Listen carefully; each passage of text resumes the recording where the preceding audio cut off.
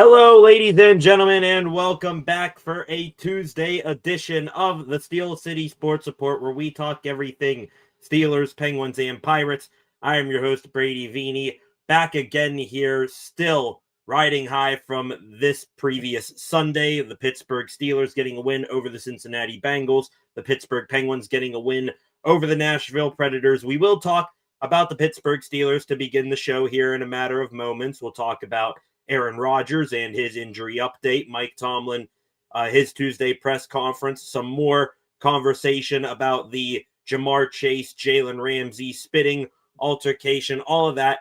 But on top of our focus being on the Steelers and the Pittsburgh Penguins at this time of the year, for the most part, we also today will have a good bit to talk about the Pittsburgh Pirates. I got to look out this window because pigs must be flying or something, because the Pirates, they're actually trying to make some sort of significant move, adding to their baseball team before Christmas, which has never really happened in a long time. What the MLB's top insider, Jeff Passan, what he had to say today in a big article talking about mostly, big news stories going on around the league, but had a good bit on the Pirates in there. We will discuss that after we get through Tomlin's presser and everything else Steelers.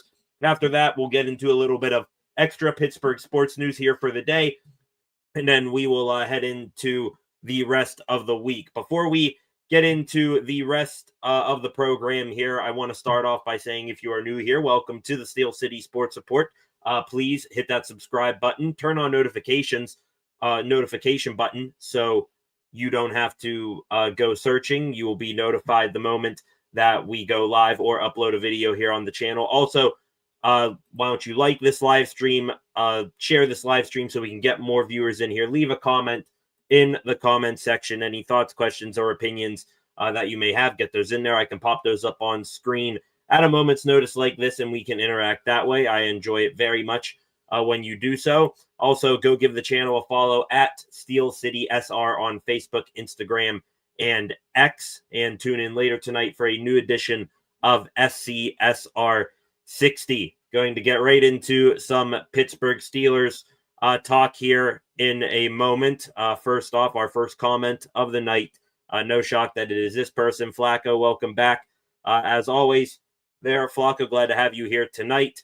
Going to start off today's show, like I said, talking about the Pittsburgh Steelers, and still tons going on with them. Sunday, a massive day where a lot happened. We, I think, covered it all yesterday here on the channel, recapping what went on in the game, the top stories, winners, losers, all that. And more of that was talked about today. Mike Tomlin held his Tuesday press conference. This was probably the most anticipated Tomlin Tuesday presser in a while, just because of what went down in that Bengals game. Led off, for the most part, his presser today talking about Aaron Rodgers, and he was sort of forced to do so because just 20 minutes before Mr. Tomlin, Coach T, went live for his press conference this afternoon, it came out the Severity, finally, the final diagnosis of what exactly is starting quarterback Aaron Rodgers' injury. This here from Tom Pelissero, one of the many insiders putting it out there. It is a fracture of the left wrist. It was said to be a left wrist injury. Some people were saying a hairline fracture. Doesn't specify what type of fracture it is here, but it is indeed a fracture. And the good news is something we were contemplating, is it this bad or is it that bad? No surgery required for Aaron Rodgers' wrist, so that is good. He avoids going under the knife. As Pelissero says here, Rodgers is pushing to start in Chicago on Sunday, but doctors, they have to clear him before he is allowed to do so. I know I said last night something along the lines of, if Aaron Rodgers is nowhere around, is, not at, 90 to 85%, if he's anywhere below that, I put in Mason Rudolph for the game against the Bears. Now seeing that, of course, we knew that it was his non-throwing wrist, but that it's something that's not going to require him to get surgery, put a brace on. We all know how Aaron Rodgers in his career has done against the Chicago Bears. If it's a risk putting him out there at, say, 75 to 80%, then I'm more open to that than I was 24 hours ago. Just got to manage that risk well. That's then where we got into the Tomlin Press Conference. That news breaking right as he was about to go out to the podium and speak. Tomlin started his press conference. We'll get into what he said about the Bengals game here in a moment, but Tomlin going to start with his press conference here talking about Rodgers' injury. Said that it is a fracture in the wrist and that it's about bracing and securing the wrist for Rodgers' comfort and his safety than it is and then it'll be about seeing how functional it is. So right now, it's all about Rodgers making sure he does not aggravate even more. This injury going to be in a brace. We talked yesterday about how NBC camera crews caught him with his left hand in his sweatshirt pocket. Looked like there was a brace on it then. That turned out to be the case.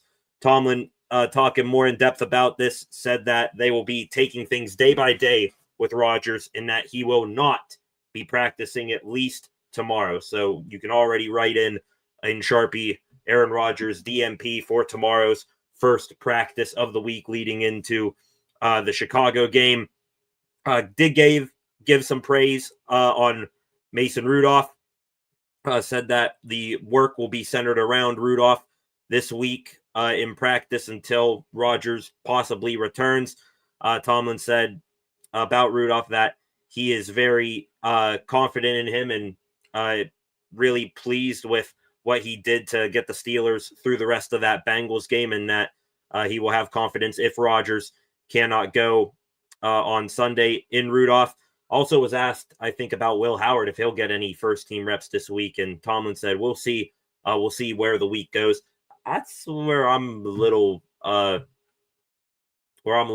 wondering about if Will Howard will get any first-team reps, because I'd say that will probably be more important than it would be for Mason Rudolph. Rudolph, he's had at least some experience with the ones in that game, and I'm sure in practices as well, just because he is the primary backup to Rodgers. But Will Howard, you're talking about a guy who hasn't had any sort of, preseason experience with really any of these players, and he only had minimal involvement in training camp before his thumb injury. So I'd get Will Howard up to speed. I'm more worried about making sure he is focused and ready to go if his number indeed gets called. God forbid Mason Rudolph were to get hurt, then worry about Rudolph developing more of a rapport with his wide receivers.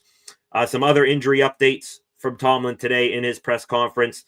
Talked about Jaylen Warren, said that Warren was cleared to re-enter the game on Sunday against the Bengals. We saw him come in, I think, for 3 or 4 snaps and then sat out the rest of the game after his ankle injury. He said that was more a precaution, and the Steelers protecting Warren more than anything. That's why they stuck with Gainwell. Brought up Alex Highsmith and his pec injury, said that he will be limited to begin the week. After, we saw another performance where Nick Herbig and Jack Sawyer, I think, did an adequate job in place of Highsmith. Pec injuries, they're probably one of the more worrying injuries in my book. I'd rather Highsmith manage that and get as healthy as he possibly can be, especially already have been injured a ton this season. So let's make sure that we keep him as close to 100%. If that requires him sitting out a little bit more, that's all right. Get him healthy for the end of the season. Darius Slay, missing Sunday's game with a concussion. He should be out of concussion protocol this week and return to the lineup. Interesting, though, and I know some viewers in here, they're going to be very disappointed when they hear this. Tomlin assuring that Darius Slay will return as a starter when he exits the concussion protocol. So James Pierre, Brandon Echols, those two, for as well as they showed against the Bengals, they will at least somewhat once again take a back seat to Darius Slay and Joey Porter Jr. Tomlin tried to, make sure that fans weren't too upset with him, said that Pierre will be used still on defense. They will continue to put him out there in advantageous situations. But that's the update there on Darius Slay. Last one he brought up, Cole Holcomb. He is optimistic to return, out for 2 or 3 weeks now with an illness. I still don't know what sort of illness that is, but serious enough to keep him out for this long. He is optimistic to return, was practicing last week and was questionable heading into Sunday, then got ruled out, I believe. My bad. Last one here, Keyshawn Williams, return man for the Steelers, in concussion protocol. He's probably not going to play this week either. After that, just wrapping up talking about the Tomlin press conference today, mentioned how things went against the Bengals, said that there was less speculation this time around on what Joe Flacco could possibly do with this Bengals offense. Tomlin basically saying they knew what was coming this time. They were able to anchor down. Tomlin giving praise for Kyle Duggar and James Pierre, said that they stepped up in a huge way in the secondary with their splash plays. 2 touchdowns contributed by those 2 men. Once again, praise for Mason Rudolph. Said that I can't say enough about Mason Rudolph. Although we're used to it, it's appreciated. He's proven over his time here he's capable of coming in and playing winning football for us. And then the last guy he wanted to give special kudos to for their performance in Sunday's game, Kenny Gainwell, said that he's done a lot of good things. He's a football player first and a running back second, talking about his contributions through the air more so than what he did on the ground in Sunday's game. And pretty much every single person that Tomlin mentioned here, we gave glowing endorsements for yesterday here on the channel. Gave Rudolph a winner in winners and losers of that game. Kyle Duggar, James Pierre, those were the top 2 guys mentioned as winners out of the secondary for the Steelers. And Kenny G, like I said, there's something about him where when Jalen Warren's out, all of a sudden he steps in and turns into Le'Veon Bell or something like that. So, good on Tomlin to recognize those guys. The last thing of note, and probably my favorite moment from a Mike Tomlin press conference so far this year, of course, he was going to be asked about the Jamar Chase, Jalen Ramsey spitting incident. Tomlin, when asked about that, said that Jalen after the game told him that Jamar had spit on him. Tomlin didn't have any additional comments on the incident or the suspension, the 1-game suspension of Jamar Chase. Tomlin did say, though, it's an uncommon act in the game of football to spit on someone. And when asked on what he would tell Jalen Ramsey in circumstances just like that one, Tomlin finally was able to put away the coach lingo, the coach speak, always be politically correct for once. Said, I have no message for Jalen if someone spits in your face. Do what comes natural. Hell yeah, Coach T. We give Coach Tomlin a ton of flack here and how almost everything he says in his press conference can be a bold-faced lie. But that was just a man saying what, any man is doing in a situation. When someone spits in your face like that, Ramsey said it himself after the game. At that point, you're just a bull seeing red. All bets are off. You're going to get what's coming to you, whatever it may be. So Tomlin just putting it out there that, he's not going to be holding Ramsey to any sort of punishment or talking to anything like that. It is what it is. Ramsey, something absolutely terrible and unnecessary happened to him. He reacted the way he did. It's just human nature. So that's cool there from Mike Tomlin, I will say, stepping up for his guy without really saying that he condones what Jalen Ramsey did. That was pretty much all that happened at Tomlin's press conference today. So what do you guys think? 10 of you in here right now. Let's get into the comment section here and what you guys have to say about Aaron Rodgers, Jamar Chase, Tomlin, all that good stuff. Flacco here in the comment, rather him heel talking about Aaron Rodgers. I would. It's just that give and take. Do you want to put Rodgers at risk because you put him out there against the Bears? I mean, you're almost talking about an automatic win, just history speaking. Rodgers over the Bears. I think his record 24-10. And aside from playing the Jets game 1 of the season, I think if you were to go into the mind of Aaron Rodgers, if there was one other game that he would really, really want to win, it'd probably be this one against the Bears, just for old time's sake. Let dad take the son to school one more time. So I do want Rodgers to heal. We'll see how his wrist injury goes. But if they do decide he's good enough to go out there and play against the Bears, then I won't be too upset. Just you better not get hurt. That's all I'm saying here. Concepts in the comments section. Welcome back, Concepts. Honestly, believe Rodgers has been playing hurt since the Indianapolis game where he injured his finger on his throwing hand. Both that and his wrist could use time off to heal. Yeah, that's another thing that some people have kind of put on the back burner. I believe it was pregame against Indianapolis. Zach Frazier snapping the ball to Rodgers under center. Rodgers ended up injuring a finger there. Maybe, that finger injury lingered around a little bit. Maybe that's why we saw him a tiny bit inaccurate against the Chargers 2 weekends ago. Had another overthrow of DK Metcalf this past weekend. Wonder what finger it is as well. You have to assume if you got the most accurate quarterback in NFL history, one of the best of putting the ball on target, through a keyhole, it'd probably be Rodgers. You have to think it'd probably be the thumb then, but I don't know. Hopefully, whatever that finger injury isn't bothering him anymore. This, wrist injury on his non-throwing hand, that's another issue. The thing that I'm worried about the most with Rodgers is with that wrist injury would probably be if this, say he goes out there against Chicago, if the Bears pass rush gets home to him, it's going to be still just instinct and nature for him to brace himself with his non-throwing hand. And that's where I'd be worried about him injuring it more, even if he does, get cleared and is at that 90% that we have been talking about. Concepts here is excited to see him play against Chicago. It sucks. It may ruin that as a fan. Yeah, just as a fan, Rodgers saying in the before the season started that this would probably be it for him. Now, will that be the case? Who knows? But yeah, I'm sure tons of people out there, they were looking for Rodgers to play the Jets, did what he did there, was looking for him to play the Packers, did what he did in that game as well. And probably third on that list would be the Bears, because the Bears are still his Ravens. The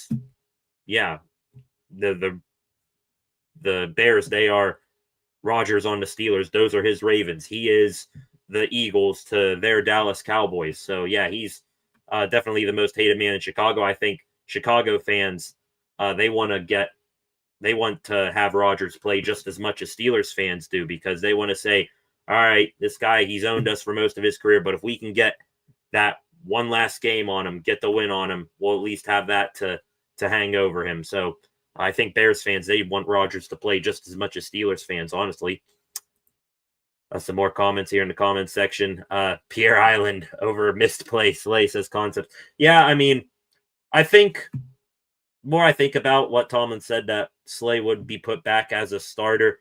I think that's just him protecting his guy Slay, keeping his positive face out there in the media more than it is to defile what Pierre has done. I still think you will see a ton of James Pierre. He might still even outsnap Darius Slay, but Tomlin, he loves his veteran guys. He's not going to say, oh yeah, Slay's coming back and he's going to be in relief now. No, he's going to make sure to put out positive news at all time on those guys. We'll see if he owns up to it, but that's at least my interpretation of it right now. Flacco here didn't want him to get worse. If he gets hurt and tries to brace the floor with that injured hand, it may be too painful to keep playing. That's what I just said there, Flacco. So I agree, you and I on the same thing there. Concepts, after rewatching, Eccles played a lot better than I thought too. Yeah, Eccles, Pierre, Duggar, those guys, Joey Porter Jr. even, those guys stole the show in the secondary. But Brandon Echols, I mean, I think I realized that in real time too. Didn't have the splashiest plays like those guys, but he was solid in coverage and kind of like almost similar to Joey Porter Jr. You didn't hear his name a ton. The rare times you did hear his name, it was usually for good plays. And when, hey, you don't hear anything about a corner in a game, that usually will mean positivity more than it will negativity. Like Magic in here, welcome back. Echols a dog. Yes, he is. This whole secondary, they have been true dogs in that game. And I'll give him a little bit of a pass against the Chargers game because the offense was just so horrid. But you go back to the Colts game and all that, this secondary, they have mightily improved in this past 3-week span. And hopefully, I know it's Joe Flacco at quarterback and you knew what you were expecting from him that time. But anytime you shut down a wide receiver group for Jamar Chase and T. Higgins, that's going to, catch a lot of attention and make a lot of headlines. I believe it was somewhere around 6 catches for 93 yards or something like that. The only touchdown between those two, a broken play where Jack Sawyer ended up covering Higgins in zone coverage. So, this secondary, they are all dogs right now. Brandon Echols, James Pierre, 2 unlikely guys. They are leading the charge there. I'll give them tons and tons of credit here. Refs should be punished for ejecting the wrong people. Glad Coach T supported Ramsey. There's concepts in there with the officiating talk. Talked about it yesterday. Didn't get back to me on that concept. Did I miss anything? I don't even remember what I said about all the penalty calls that the officials missed. They had another bad OPI call on Metcalf. Terrible roughing the passer on Watt. No roughing the passer on the play where Rodgers got hurt. The whole missing the spitting of Chase on Ramsey. There was a couple other ones as well. But hey, it is what it is. At least we didn't get some sort of phantom DPI call like what happened against the Lions. So at least, officiating crews were pretty bad all around the league this weekend. We go here in the comment section. Everyone greeting each other on the way in. Glad to have it. Flacco, of course, F the Ravens, LOL. That's hilarious. Refs are wild in this year. Yeah, and we can try to come up with solutions here all the time on the channel, but will anything really change? No. Just all you can hope for is that officials are able to, when the times are right, swallow their whistles and let the players do the playing here. Don't make officiating a factor in the final outcome. Referee training needs to happen. I think, they always do stuff in the off season, like they all get report cards or something like that. They always go through different training things like that. But still, though, could what they're doing now be better? I think so. And I hope the NFL, they are at the drawing board trying to improve this on a yearly basis here. Concepts here again, talking about the officials one more time. That's right. Was happy you mentioned the DKOPI. Only one missed by me too was all the false starts Orlando Brown. Yeah, I did mention that yesterday. Totally slipped my mind. Orlando Brown probably false started getting onto the Bengals team flight or bus ride back to Cincinnati. He's probably at the Bengals practice facility today, still false starting. He was so bad. And at some points, it wasn't just him. It was the entire side of the entire left side of the Cincinnati offensive line that was jumping as well. And if I was, Nick Herbig out there, you clearly have this dude's number. Nick Herbig, he's been doing fantastic so far when he's lined up against Orlando Brown. He's beat him now 2 or 3 times going back to last year. If I'm Herbig or something now, he's trying to get out of the gates to beat you and make sure you don't beat him with a speed move. I'm pointing that out. I'm pointing at him every single time. Eventually, one of these times, the referees are hopefully going to get it. Flacco here again. Think they just retrain for new rules, and since it's time consuming, that's really all they teach them and move on. Yeah, I've also wondered, like, there's no, like, summer football or anything that they officiate as well. I wonder if they, go through, preseason games before the regular season starts, just like these players. And no, I'm not talking about the actual NFL preseason here. I grade all the rest from all the Steelers games an F minus. Yeah. And it's not like out of all of us in here right now, we're all saying that the Steelers have been getting screwed by these officiating crews. I'll even call it the other way, too. I mean, I got people out there agreeing with me that the Cam Hayward sneak, I think it was in the first half of that game, it was nowhere close to being a conversion for the Steelers, and they, even after the review, got it wrong. Also, this whole quick expedited review, chip in the ball thing that the NFL was doing this year, where has that been on a regular basis? Like, they've said all these things about getting new technology and all that to make sure every call is right, but I really haven't seen them using it that much, at least in Steelers games. 10 of you in here right now, welcome to the live stream. Still talking now, 48 hours after the Steelers beat the Cincinnati Bengals 34-12. Still talking about that game and all the fallout that came from it. Here in a moment, gonna switch up things here.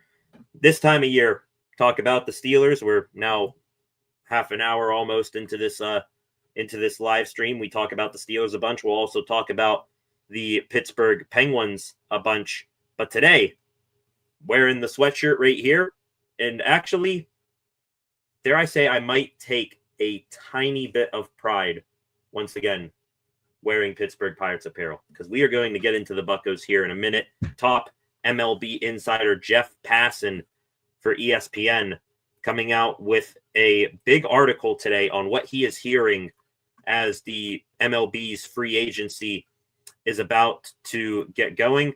And the Pirates, they were mentioned for once as shoppers this time of year in November, well before Christmas. The Pirates are actually scouring the free agent market, trying to make a splash play.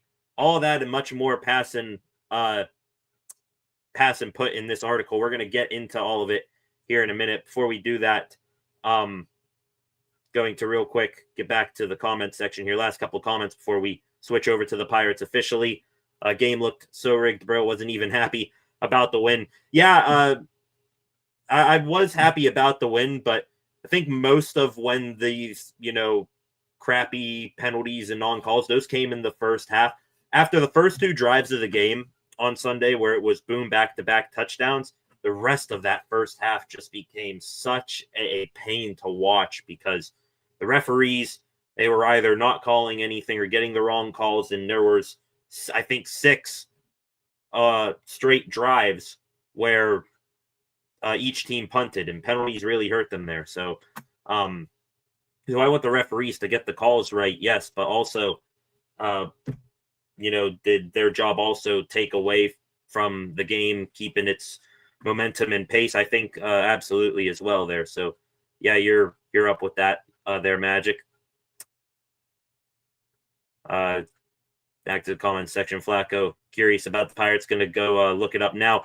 That is where we are going to switch over things here, ladies and gentlemen. Today, Jeff Passan, MLB insider for ESPN, came out with a big article, his 2025-26 MLB free agency preview, intel, and updates from Passan. If you want to go find it on ESPN, mention the Pirates a good bit in this article. And let's start here with the most realistic thing in here.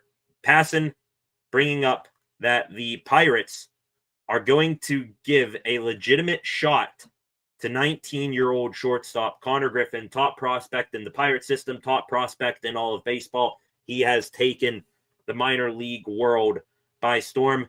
He says the Pirates are going to give him a real shot to win the starting job at shortstop when spring training rolls around next year for the Pirates. As quote here, the Pirates strongly considering giving Connor Griffin, 19-year-old, an opportunity to win their big league shortstop job. I got to tell you, do it. do it. We all know that regardless of what else I'm about to tell you here, coming up in this passing article from today, we all know the Pirates mainly are going to be a team that if they're going to get good, they're going to need to improve from within mightily. You want to get off to a good start. Connor Griffin, he is putting up unbelievable numbers each and every level of the minor leagues that he has climbed up through last season. There has been no drop off whatsoever in his play. And I don't care if he's 19 years old. If he shows that he's ready to go and he's earned himself an opportunity in the big leagues, do it. You know, when the Pirates did something similar to this, I think this guy was maybe a year or two older than Connor Griffin at the time. But same thing happened with Jared Jones a couple years ago. He lighting it up in spring training, was lighting it up in the minors the previous season, goes into spring training, blows everyone away again. Boom, ends up starting off the season with the Bucks and did pretty well. I mean, injury aside, later in the year, Jones, no drop off in what he did down there in the minors and what he did in the big leagues. So if they're willing to do that again with Connor Griffin, I give them my full yay. Let's do it because you are in a window right now, a very tight window, 2027 lockout right around the corner, probably.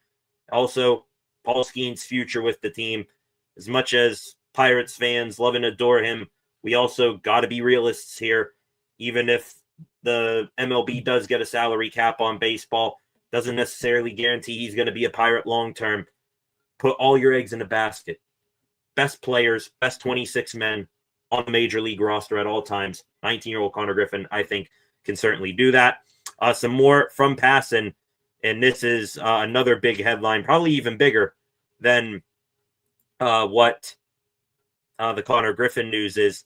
The Pirates interested in some big-name free agents. The first one that Passan brought up, the Pirates, they were willing to spend upwards of $78 million to bring in first baseman Josh Naylor from the Seattle Mariners.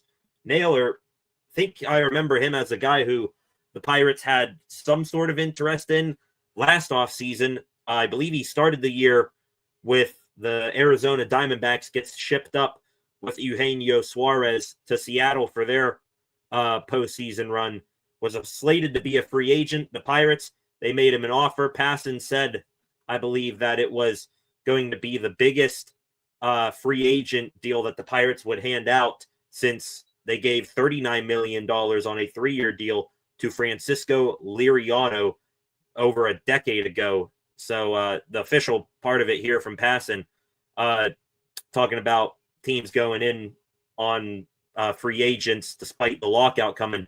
Nowhere is that clearer than with the unlikeliest of winter spenders, the Pittsburgh Pirates. The largest free agent contract in Pirates history, handed out over a decade ago. Liriano, 3 years, $39 million. They are consistently a bottom 5 payroll team in the league, and yet they were primed to spend more than $78 million, twice what they gave to Liriano, on Josh Naylor. Naylor ended up re-signing with the Mariners, if you're wondering, on a 5-year, $92.5 million deal. Came with a $6.5 million signing bonus.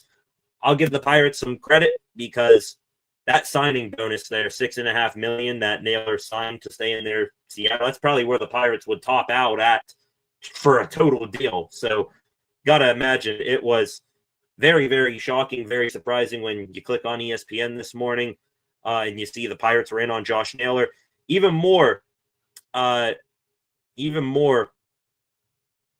shocking that the guy you see on your screen right now, Kyle Schwarber, Passan also saying that the Pirates are in on him too, said that the Phillies are still looking to re-sign Schwarber and that teams are very him anything more than a 5-year deal because of his age and he is a full-time DH. But Passan ends it there with not so obvious. Yes, the Pirates, they are in on Schwarber as well. Now, will the Bucks end up being truly serious in getting Schwarber? I don't know. I'm going to go out on a limb here and say that Kyle Schwarber isn't going to be a Pirate, because when have they ever given us a reason to believe that they are going to go out and land a big fish like that? They've been fishing for minnows for years now. Let's go out, and now they're all of a sudden saying, we're going to go catch the biggest world record trout you've ever seen.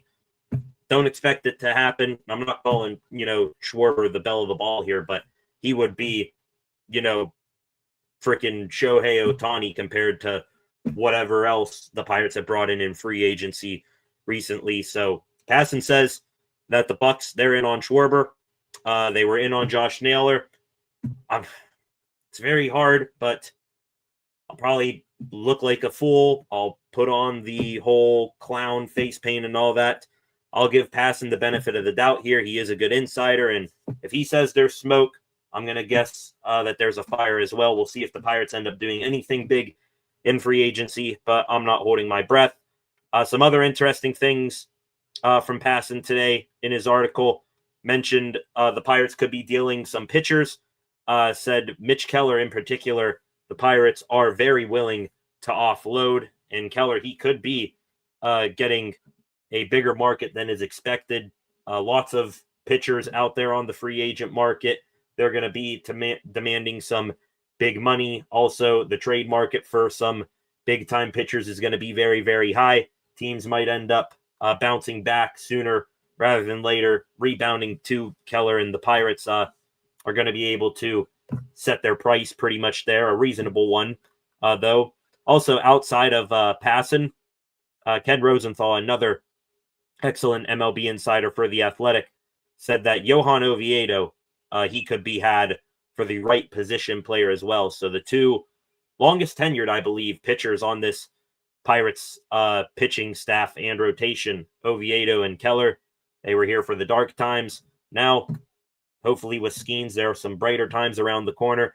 They may be bargained for a piece to help bolster this Buccos offense. I'd be okay with it, but hey, you better be damn sure that you hit on whoever you bring in. And the last thing here that Passan brought up, and I think that this is probably even more unrealistic than it would be to get Kyle Schwarber.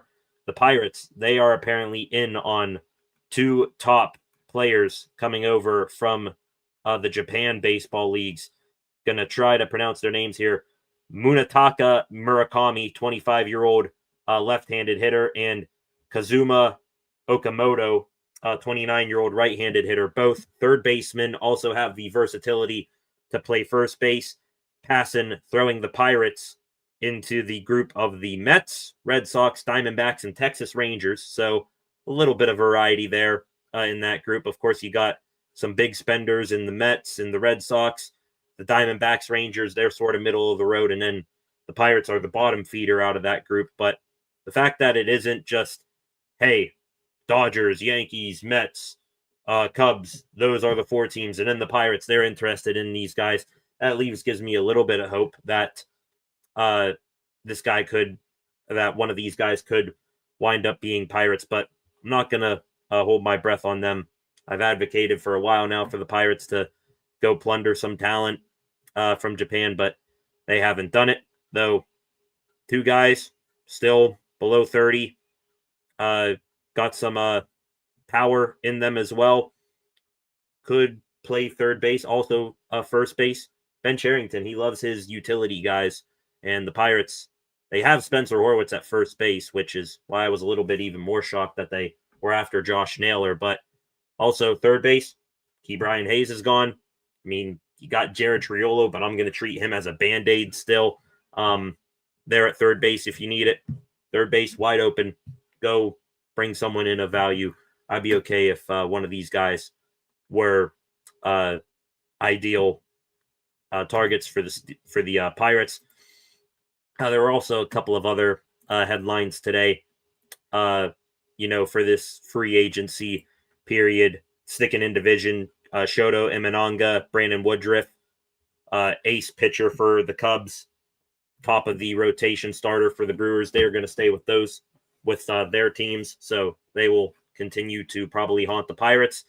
And also some other players out there just mentioned today that I would want the Pirates to go in on. Think the Boston Red Sox, they're listening to offers for Wilyer Abreu and Jaron Duran, 2 corner outfielders.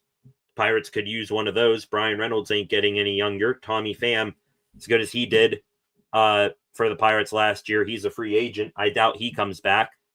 I think a couple other guys were released as well. Bo Bichette, he's going to test the market. Pirates won't be on him, but I'd at least, float something out there. Hey, Bichette, you played some second base. Can you play some third base as well? Maybe have him as just a guy, a bat for the infield. I'd be okay with that as well. But yeah, tons going on and very excited. Usually we do not talk about the Pittsburgh Pirates here on the channel, especially this time of year. But when you got Jeff Passan putting out there that the Pirates were in on one of the top first basemen this free agency cycle, if they were to be all in on Pete Alonso, I wouldn't complain one bit.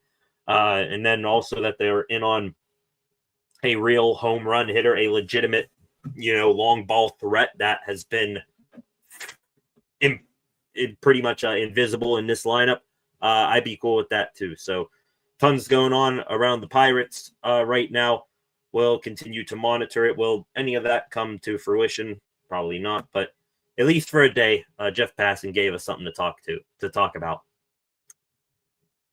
8 of you in here right now. Welcome to the live stream. 909 of you and 10. It keeps going up and up. Back to the comment section real quick, talking about some more Pirates baseball. Also, the Steelers as well. Skeens deserves a championship run. Indeed, he does. He deserves to be like in the postseason every single year. He's quickly approaching, Sidney Crosby levels of talent in terms of you're one of the all-time greats playing in Pittsburgh. He deserves to, pitch in games that mean something late in the season and into the postseason. The Pirates, will they give him that? I'm not going to be any bit optimistic about it, but I would love to see it. He at least deserves to get to the postseason. That should be priority number 1 with him. Fuck again. Pirates are so conservative, makes me ill. So this is like a new car tree air freshener. It's good for a week, if that. Yeah, guess you can say that. It'll be fresh in our minds for a week, and they'll get our hopes up that they're going to do something. They're in on Kyle Schwarber. They're in on this guy. They're in on that guy. And then probably this next week will then turn into a month, and it'll turn into another month. We'll be past Christmas, probably a couple weeks into January, and then the Pirates will finally make a move. That's at least the script that they followed last season and pretty much any other season before that. So, like I said earlier, Jeff Passan, I will believe him a tiny bit because he is a very credible insider. Also, Passan, I think he's one of those guys out there that doesn't want MLB to go into a lockout here in 2027, and he's more about getting cheap owners to spend more than he is to put a cap and floor on baseball. So he has no reason, no sort of agenda to, put the Pirates in a positive light here. Yet he did in this article. So I will take what he says with a little bit of validity there. But again, Pirates, we will be a tiny bit optimistic, but we're not going to, have our hearts bet our mortgages on you doing some sort of big move until you prove for once that you are the bride and not the bridesmaid when it comes to free agents. Then we're still going to wait here for your annual washed up corner outfielder, middle infielder who can play all 4 spots and he'll hit, 190 or something. That's what we're waiting for, honestly, because that's all they have been doing. So until they make some sort of move other than that, why should we expect any different? Making moves is like a virus to them. Viruses come and go. This is like some sort of lifelong illness that they just do not want to, get rid of something like that. They don't even want to medicate it. So it is what it is. Back to some Pittsburgh Steeler talk. I believe we're going to start the extra Pittsburgh sports news segment here in a moment with some black and gold talk. It'll reveal James Pierre should start over Slay. Guys talking about a certain list in the comment section. That's funny. Also, Magic been calling for James Pierre all season. There have been a couple of you in here. Magic, you're one of them. I believe Concepts, he's been another. It's been Pierre Island this, Pierre Island that, and just still it feels like you're proud that someone is going above and beyond, and you just are enjoying this high that they're riding. Eventually, they're probably going to come crashing back down, but it's great to see, one Steeler overnight become a fan favorite for what they're doing here in a short time span. So I'm very proud of James Pierre and what he's doing. Not many of us thought he was anything more than just a special teamer that could be cut at any moment. And now here he is, nowhere in sight of being, exiled from this team. At this point, you may, if you were to put one corner out there to shut down a wide receiver in a life or death situation, Pierre might be at the top of that list. And that's no sort of joke. Concepts in here. Been a fan of Pierre since his rookie year in 2019. Undrafted free agent. I believe he was an FAU product, Florida Atlantic. I think that's another reason why he's liked too. There's some sort of fascination that Steelers fans have where every single year there is some sort of undrafted free agent that fans will latch on to before training camp even forms, and they will say, watch this guy as an undrafted free agent. We're about to make every single other team in the NFL look stupid because we got this guy. Pierre took him a little while, but he's starting to appear to be that. Remember last year it was Beanie Bishop. Forget this year, I think it was Sebastian Castro, and he's back on the practice squad with the team. So excited to see who next year's James Pierre, all that sort of stuff, who that's going to be. Amazing to see growth, persistence, hard work, all of it paying off. Better to be a late bloomer than not a bloomer at all. And hopefully Pierre is that late bloomer here. Still like him to be a special teams contributor, but hey, when he goes out there in a relief role defensively, I think that's where he's best suited, and he is taking that and running with it. So you're right, rooting for the underdog story, especially hard work. Yep, absolutely, they're Concepts. All right, ladies and gentlemen, going to get into the extra Pittsburgh sports news here for the evening. Here in a minute. Just real quick, gonna go through some Twitter here, seeing some news here. Got some breaking Pittsburgh Pirates news here. They have made a bunch of roster moves, so we are going to get into that. We'll save that here for the ending. I do have some extra Pirates news here coming up in a second, so let's get right into it so we can get to this breaking Pittsburgh Pirates news. Let's start with the extra Pittsburgh sports news today. Back to the Steelers. We talked a ton yesterday about Jamar Chase being suspended for spitting on Jalen Ramsey.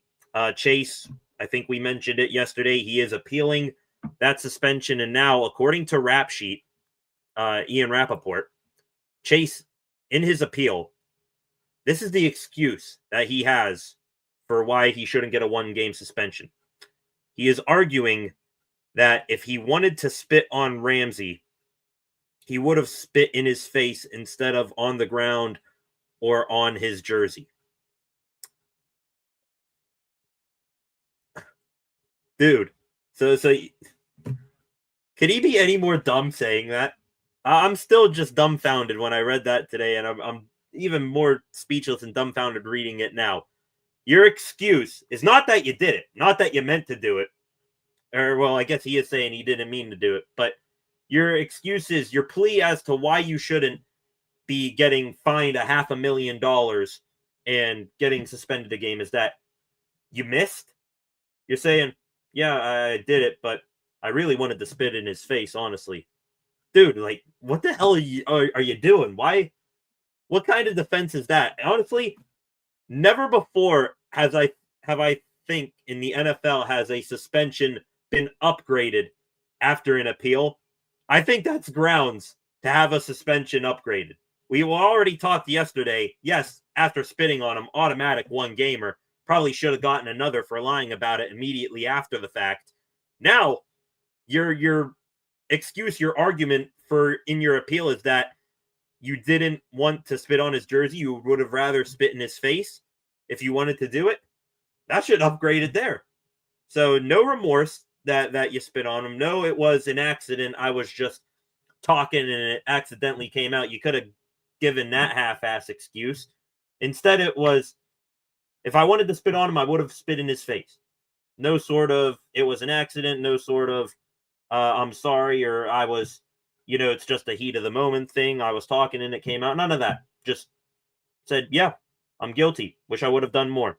That should be more than that. So give him the 2 gamer, in my opinion. I just thought that was crazy. And again, very lucky that the Steelers and Bengals don't play again this season. Very unfortunate for us. Very lucky for Jamar Chase, because Jalen Ramsey, he's not a man that is going to be forgetful of these things. And these two, they're going to have a run-in sooner or later, and it will be pretty cinematic.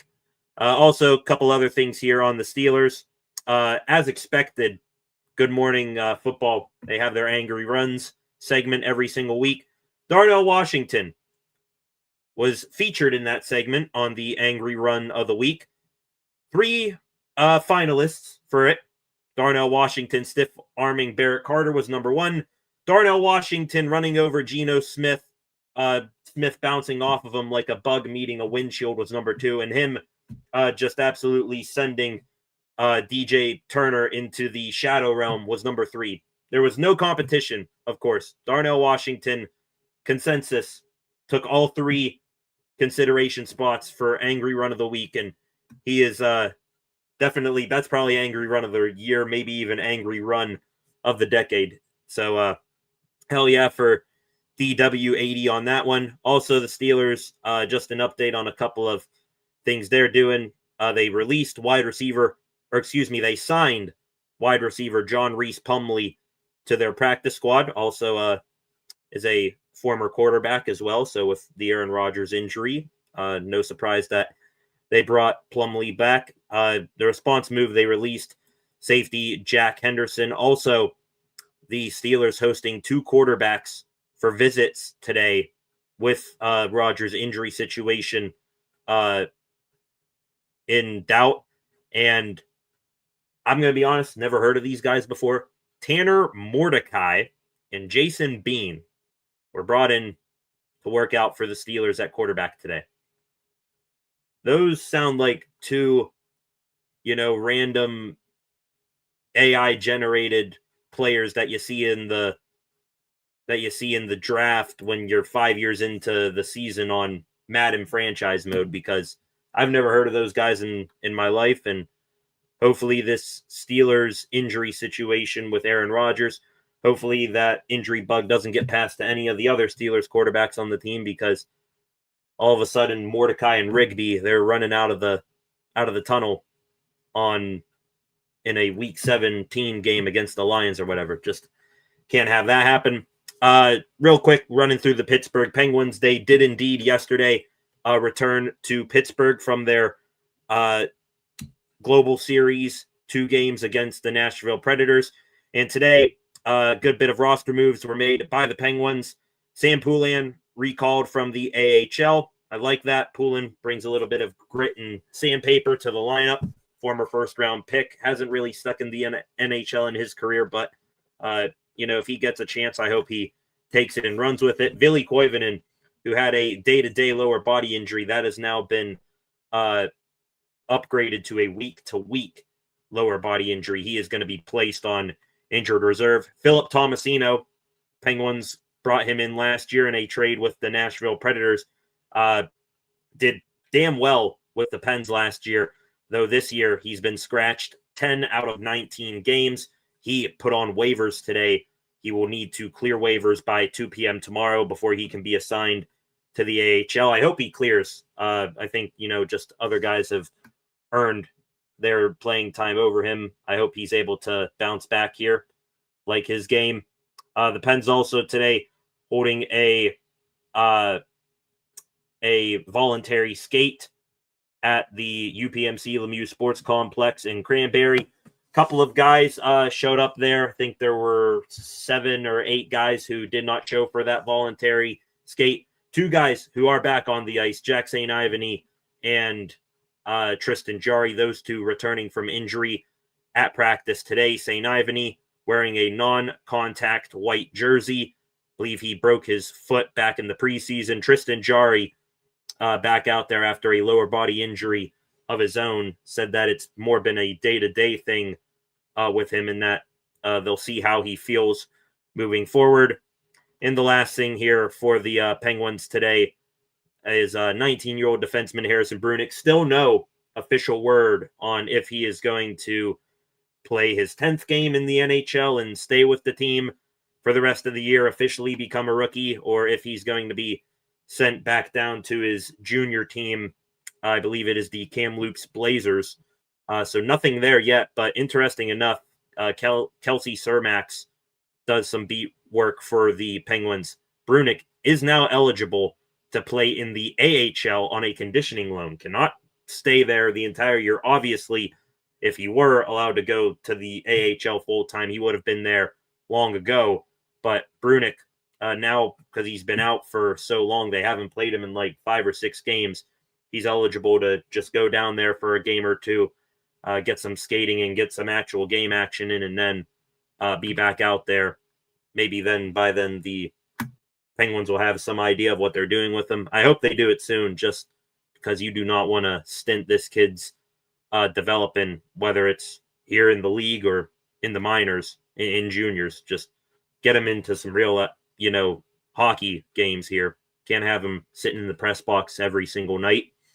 Into baseball here, wrapping up the extra Pittsburgh sports news for the evening. Going to get into the breaking Pittsburgh Pirates news here in a moment. But the top other story for the Buccos today, besides what Jeff Passan wrote, Paul Skeens again addressing the elephant in the room, which is that report from some writer for NJ.com a week or so ago now, saying that Skeens told a teammate he wants to go to the New York Yankees.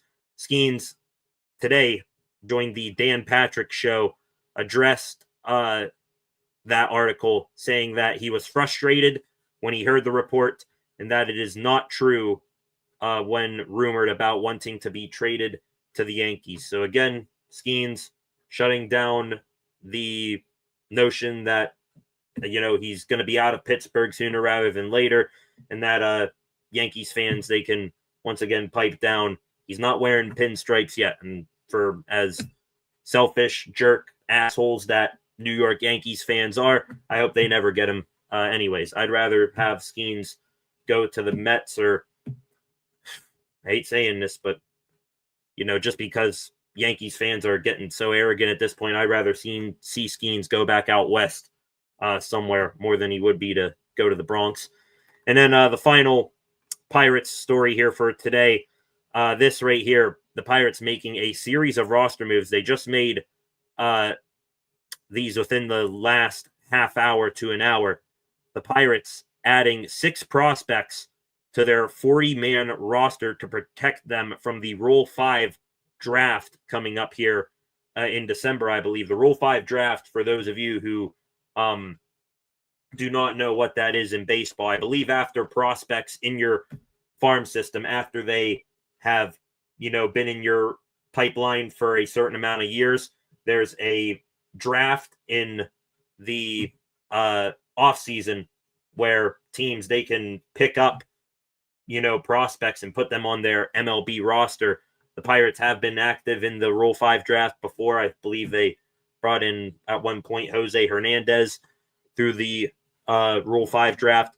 They adding Esmeralyn Valdez, obvious add to the 40-man. Number 21 prospect, Jack Brannigan, who's a shortstop third baseman. Right-handed pitcher, number 28 prospect, Wilbur Dodal. Left-handed reliever, Tyler Samaniego. And two right-handers, Antoine Kelly and Brandon Bedoy, who Bedoy, probably the best relief pitcher in the Pirates farm system this past year. Those 6 men getting added to the Pirates 40-man roster to protect them from getting picked up by another team who they let go of. They had to get rid of 4 players for that, for those 6 to get added to the 40-man roster. Those 4 players, of course, they, let go of Cam Devaney. They released him to go overseas and go play in Japan. 4 Pirates DFA'd to make room for those 6 players. Relief pitcher, Colin Holderman. Relief pitcher, Dari Moretta. Utility man, Ronnie Simon. And outfielder, Alexander Canario. Some pretty decent names there. And by decent, I mean they're known by Pirates fans. They're not just some scrubs that, no one's going to miss them getting cut. Dari Moretta started out his career hot with the Pirates. Ended up getting Tommy John surgery. Came back a little bit this past year, but fan favorite just because of, seems to be a guy who's, humorous in the locker room, a real glue guy in the dugout. Colin Holderman, just sucks that it's come to this in the span of, I think, 2 years, maybe even a year and a half. He went from, damn, this guy is getting all-star votes to be, a reliever in the all-star game to now he's DFA'd by the Bucks. And probably we'll see if the Pirates bring him back. I wouldn't be shocked if some other team out there sees him and, tries to pick him up as a reclamation project after seeing what he did a couple seasons ago. But crazy. The Colin Holderman experiment that is done. Canario brought in here last year, had maybe a week or two there where he was one of the best bats on the team. Now he's gone as well. And Ronnie Simon, who tore his shoulder up last year, he is DFA'd as well. But yet somehow, out of all of this, Jack Sawinski, think some other guys as well who are skipping my mind right now, those guys somehow still remain on this 40-man roster. Crazy. Always can find the darker side of a Ben Cherington move, even if they are mostly the correct ones like that. Okay, ladies and gentlemen, going to wrap up the program for the night here in a moment. Back to the comment section real quick before we wrap things up. Flacco here, guilty, talking about Jamar Chase, self-snitched, LOL. AI would have been a better answer. Yeah, you can just put into, Jamar Chase just could have put into Chat GPD, hey, I'm appealing my suspension from the NFL. Help me come up with an excuse here to try to get this suspension lifted. ChatGPT would have, put out something better than that. He could have actually copy and pasted with like many typos and send it into the league rather than what he said there. And like I said, never has there been a suspension that has been added more on top of after an appeal, but this might be grounds for that. Not joking there one bit. Concepts here. I ain't open my mouth to that man. I didn't spit on nobody, bro. It's on camera. I used to respect Jamar Chase as a player. What the what? Yeah, and we talked about it yesterday, Concept. Tell me if y'all agree. I think Jamar Chase, he's officially entered into the TJ Hushmanzada, Vontaze Burfict category of public enemy number one. We don't even respect this guy. We hate this guy's guts category from Pittsburgh Steelers fans. I think he's officially entered that. Started with all the antics and stuff he brought up, back when Minkah Fitzpatrick was here, giving Minkah the middle bird, then goes out there and did what he did against the Steelers in game 1 of this season series, and then spits on Jalen Ramsey. Whatever respect that I and I'm sure a bunch of other people had for Jamar Chase, it very swiftly diminished or downright disappeared after what he did. So you say accidentally steal, Jalen's mouthpiece too. That's what set this whole thing off too. It was just simple talking back and forth. For the first altercation, he takes a swipe, rips Jalen's mouthpiece off of his helmet. Jalen and him then lock up, and then on top of it, spits on the man. So, yeah, I wonder if he did that accidentally too. If I wanted to rip his mouthpiece off, I would have been sure to, give him a punch as well. Probably would have been his excuse there. Anyone better than Logan Woodside? So glad it's Plumlee, not Woodside again. Almost forgot about Logan Woodside. What's Chris Oladokin up to this time of year? How's he doing? Trying to think of now obscure practice squad quarterbacks from the Steelers for the past couple of years. Yeah, Mordecai and Rigby. That's terrifying. Yeah, that's who they brought in. I've never heard of those guys in my life, but the guy whose last name is Mordecai, first off, sick last name, bro. And then the other guy's name is Bean. I've never heard of, a dude who has been awesome with the last name Bean, except for Mr. Bean. So, yeah. Like T. Higgins better anyways, LOL. I at least do respect T. Higgins, and I bet you the Steelers would have had Higgins tested the free agency market a year ago. They would have kicked the tires on him. I do respect T. Higgins. Seems like he's a guy who, doesn't give the extra BS that Chase does. So I at least still respect him a little bit and enjoy when the Steelers try to combat him as much as they do Chase. But yeah, Chase, respect, out the window, gone, cut, burned, and buried. Going to take one last stroll here through Twitter before we log off here for the evening, seeing if there's any more updates on the Pirates or Steelers here. Didn't bring this up here to begin the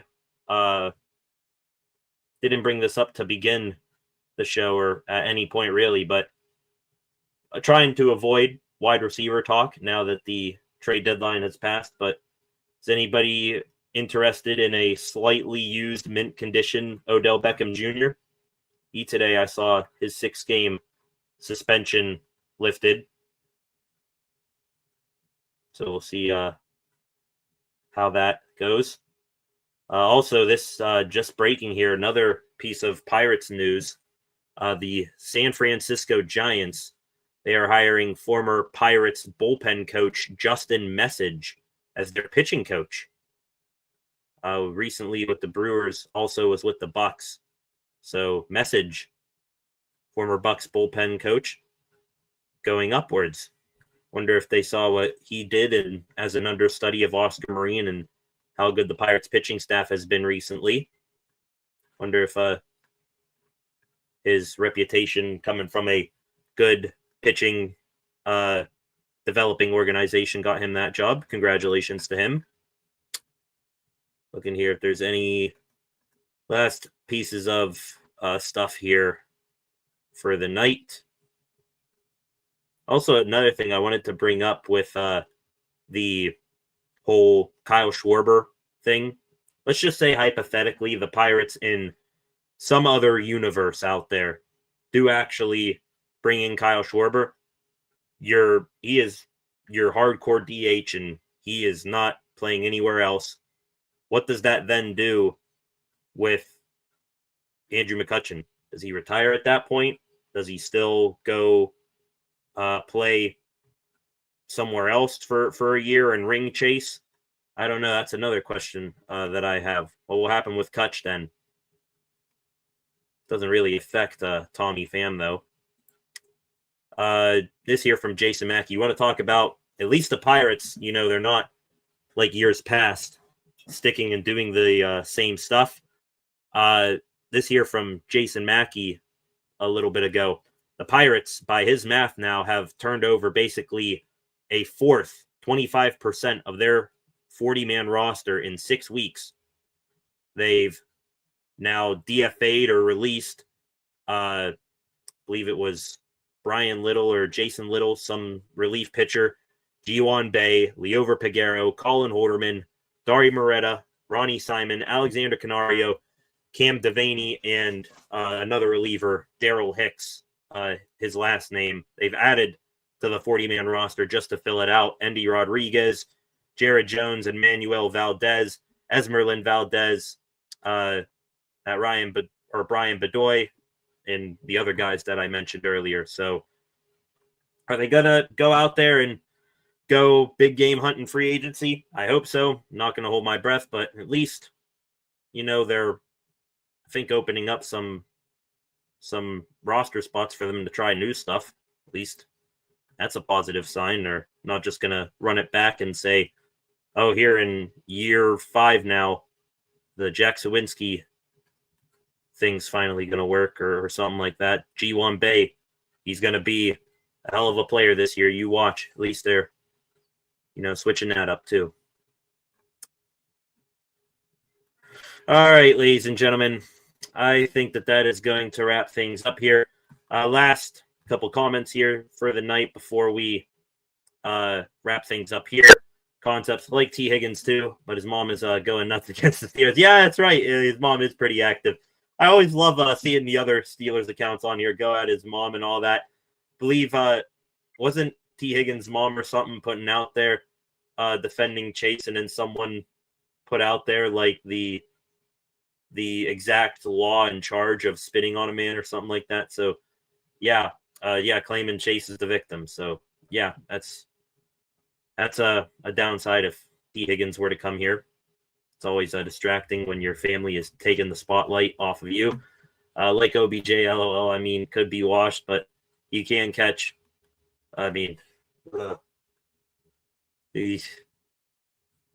I don't really want OBJ, but if you want to talk about headlines, that would be a headline for a solid week.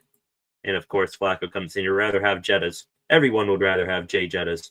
I'm sure even the Minnesota Vikings right now, they would want another Justin Jefferson because things are so bad right now with the quarterback situation and JJ McCarthy. Try to ignore the celeb drama BS, but the Bieber video with OBJ shot down any interest. Not sure what video that is you're talking about, Concepts. So I'm gonna pop your comment back off the screen here. No idea what that video is. If someone wants to enlighten me after the fact, feel free. To be fair, met OBJ at a Pro Bowl in Orlando, so I'm a little biased. Yeah, that is pretty cool. Wish the Pro Bowl would go back to being in one spot like forever. It was in Hawaii. I hope they keep it in Florida or something, and they're not bouncing all over the place every single year. That'd be a nice little tourist destination bucket list thing right there. He was what? Was he still with the Giants back then, Flacco? I'm assuming. No hate on anyone's mom. Yeah, I don't hate T. Higgins' mom. I'm just saying it's distracting sometime. It's not him control what family says. Just thought it was crazy perspective she has about it. It's very biased. Yeah. Of course she's going to be biased. She's always going to be biased for her son's team. That's pretty much what any family member would do, except for, Deion Sanders before Shedeur got drafted to Cleveland. Still find that hilarious how before the draft, Deion kept saying that, oh, Cleveland is where quarterbacks go to die, and that's the only team that wanted to take a shot on his son. So still find that humorous. All right, ladies and gentlemen, that is going to wrap things up here this evening. Thank you all. This was another fun Tuesday. Got to talk more about the Pittsburgh Steelers and what all came out of that Bengals game. I'm sure that will continue to be something we talk about here on the channel until ball kicks off in the Bears game this upcoming weekend. And who would have thought today on a random Tuesday in November that we would have some substantial Pittsburgh Pirates news to talk about? That isn't, all that negative. They're actually trying, apparently. Not going to believe it until I see for real that pen is put to paper. But at least the Pirates, again, are giving us some sort of long shot hope to hang on to. Let's see if they will finally come through on it. I'll do it for today, ladies and gentlemen. Thank you all for joining me. For the final time, subscribe to the channel if you are not. If you have not done so already, turn on notifications so that you never miss a thing here on the channel. Like this live stream, share this live stream, leave a comment after the fact. I can get back to you there. And go give the channel a follow at Steel City SR on Facebook, Instagram, and X. And come back later tonight for a new edition of SCSR 60. Thank you all. Have a good rest of your Tuesday night. See you back here tomorrow. Peace.